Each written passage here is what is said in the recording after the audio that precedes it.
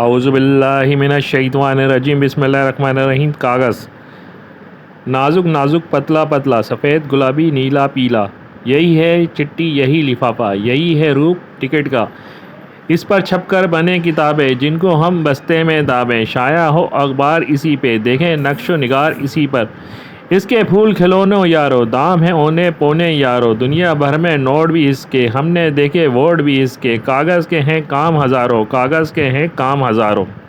الفاظ معنی: چٹھی، خط، روپ شکل، نقش و نگار، پھول اور ٹوپی والا۔ نازک نرم کمزور، شائع مشہور عام۔ دام جال پھندہ قدر قیمت۔ دابیں نشان دھبے رکھنا چھپانا۔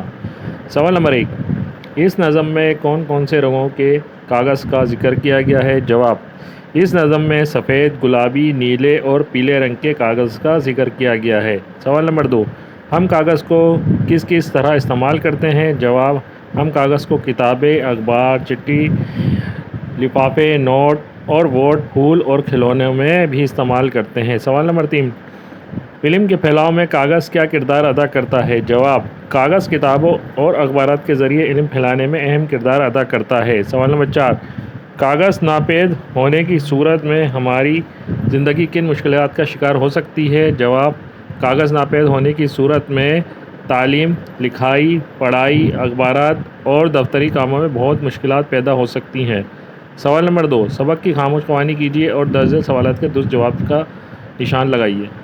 کاغذ کے ہیں ہزاروں کام، بستے میں رکھتے ہیں کتابیں، کاغذ کے پھول اور کھلونے ہوتے ہیں دام میں اونے پونے، کاغذ ہی لیے ہوئے ہیں ٹکٹ کا روپ، کاغذ ہی چٹھی ہے اور کاغذ ہی لفافہ۔ سوال نمبر 3، خالی جگہ پر کر کے مصرعے مکمل کیجیے۔